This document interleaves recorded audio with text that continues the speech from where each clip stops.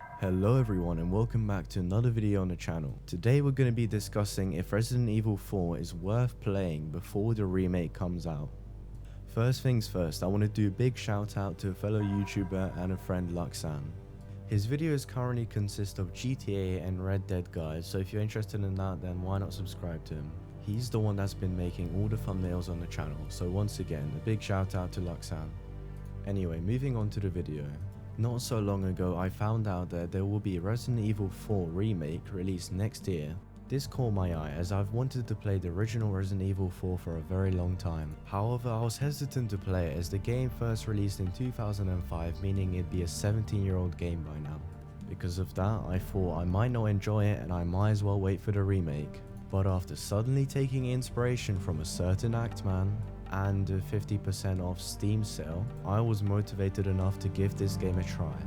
And from this guys, I'm able to tell you if the original Resident Evil 4 game is worth playing before the remake. Enjoy. 1998. I'll never forget it. It was the year when those So starting off with graphics, the game has improved quite a bit over the years. On its release on the GameCube, the game didn't sound or look good, but that was 17 years ago and it was on the GameCube, so you have to take that into consideration. On its release on Steam, for example, the game now includes high definition textures and audio. Well, the resolution is more high quality than textures, but we'll get onto that in a second. Now the textures in the game have not been improved, they're still the original, but the actual resolution of the game has been improved, so it does look better than before. However, if you really wanted to, you can actually upgrade the textures of the game, as there has been a Resident Evil 4 HD project which has been worked on by the Resident Evil 4 community, which has allowed the game to remaster its textures to look better overall. I do recommend you check it out as it does make the game a lot more modern looking. This isn't provided by Capcom either, this is from the Resident Evil 4 community, so a lot of hard work has been put into this. The game is capped at 60 frames, but I think it still looks good on it. Overall, I have to say that the graphics do look really good for such an old game. The animation in the cutscenes looks super clean and super smooth. It's really satisfying looking at Jack Krauser and Leon both spinning their knives. Furthermore, the sound design does not lack either, very atmospheric and good sounding. A very immersive game for its age. Now let's move on to gameplay. You have a top-down shoulder view of the main character Leon, which is similar to modern games such as Fortnite. I think that the third-person view makes the actual game less scary, but it gets you a lot more immersed with the main character. Combat at first is a little bit questionable. You have to stay still to aim at enemies, which allows for less movement, but it makes the fight a lot more intense as you can't just move and shoot the enemy. I think that this makes boss fights a lot more interesting. You have a laser attached to each weapon which you use to aim at enemies. Except from special weapons such as the rocket launcher, the mine launcher, and the rifles. They each have their own separate scopes which you can buy from the merchant. You can find different colored herbs in the game which you can combine for special effects, such as green and red put you back to max health. Green and yellow increase your health permanently, and all of the herbs combined do all of those things at once. The movement of where you're aiming is a bit difficult, as on certain sensitivity and aim mode you can't fully turn around unless you do it very slowly, but you'd be dead by then. Once again, this is added difficulty in combat, but as you get used to this, you should be fine. Also prepare for a lot of button mashing, especially if you play this game on professional difficulty. For example, when you're chased by the Salazar statue on professional difficulty on keyboard, it is very difficult and took me a very long time. This even more adds to the intensity of the game and helps break up normal combat, putting the main protagonist Leon in a very intense situation which you can only get out of by smashing your keys or buttons. These happen very randomly as well. Beside the button mashing, you also have quick time events in this game. For this, you need to press down multiple keys at once, multiple buttons at once, shake your mouse around frantically, and your joysticks. These mostly occur during boss fights or cutscenes. furthermore putting you on edge in a tense situation, and also makes cutscenes a lot more interesting.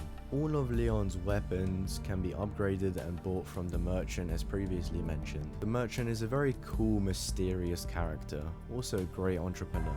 After all, with all my purchases, he's probably a millionaire by now. If you were to fully upgrade a weapon from him, that allows for special abilities on that weapon, such as more overall damage or reduced firing speed. If you want to make your life easier, you will have to upgrade these weapons and collect money for that. This money can be found all around the map, sometimes even in secret spots, so make sure you take a good look around the map, especially behind paintings. As this is primarily a horror game, I do want to take a touch on the subject. There is some horror elements in this game, even though compared to other Resident Evils, it's very mild. It's more of a badass action thriller than a horror game, I'd say. More gore and scary characters or jump scares. At least that's how I see it when I compare it to another Resident Evil game I played. I've only played 2, I'll admit to that now. But the other one that I have played is Resident Evil 7 Biohazard, which maybe is not a good example at all, as that is considered the scariest game in the entire franchise. At least for me, it's probably the scariest game that I've ever played in my life. I don't play too many scary games. I'd say that the most alarming and scariest moment in Resident Evil 4 has to be when you're first introduced to the Regenerators. At first you believe that they're just a background model, just there to scare you, and that there's no way they're going to be a new enemy type. But afterwards you very quickly realize about just how wrong you were. Just the background theme alone when you're fighting it, all their breathing is terrifying. They're just this 7-foot indestructible monster that comes out of nowhere. But apart from that, there's not that much more horror. Now let me talk about the characters and the story of Resident Evil 4. The main protagonist includes Leon Scott Kennedy, who has managed to staple himself as probably the most iconic character in the entire series. Throughout the whole playthrough, there wasn't a single piece of dialogue from him that disappointed. No thanks, bro. The game begins with Leon describing the downfall of the Umbrella Company over an epic score. Afterwards, Leon is presented in a police car in a rural part of Europe. This is where he's been sent with the mission of rescuing the president's daughter. You soon learn that she has been captured by a group called Los Illuminatos, who have captured her inside of a church. To get to her, you have to fight through various ganados, who are the main enemy type inside of the village. There are also some boss fights in between that I won't talk about, but I promise you that they are fun. You also meet Luis on the way, who is a great character. After you have captured Ashley, there are still multiple obstacles that you will need to overcome, such as passing through the village while you try and keep her safe, and greeting Salazar inside of his castle, who is a 3-foot Napoleon-wearing weirdo. Just about every interaction in these cutscenes can be quoted and used as memes. They're just so basic and humorous at the same time, they're honestly great. The game doesn't exactly take the story too seriously, but if you were to be honest, that's not why you bought the game in the first place. You bought the game to play as Leon, rescue Ashley and kick some ass, because at the end of the day, that's all Resident Evil 4 is, but it is very good at it. Most of the characters leave throughout the cutscenes, so for the most game, it's just Leon and Ashley. That's if Ashley is not captured, in which case, it's mostly really just Leon. Enemy types vary throughout the 3 different areas, the village, the castle and the island. They each contain different unique villains that you fight at the end of the area. The story is action-packed and contains a lot of memorable characters. Lastly, I want to talk about the player base and the game's current reception. Looking at the stats, the game is seeming to getting more popular than unpopular, with player base reaching an all-time high just 2 months ago. Looking at the chart, there has been declining growth, but currently we are on a growth stage, which may keep on increasing up until the remake releases. Alright, now that we've gotten to the end, it's time for the conclusion. Play the game, just please play it. You'll have a blast, trust me. It's great. Honestly, there's not actually too many bad things I can say about the game. Sure, graphics and textures need an upgrade, but you can do that with a mod, and if that's not enough, then you literally have a remake coming out. Don't wait for the remake, play this first, then you can play the remake. It'll be better, trust me. Well, I hope you guys enjoyed my video on an in-depth Resident Evil 4 analysis, if it's worth playing Before The Remake. If you liked it, please leave a like. Any feedback is very much appreciated.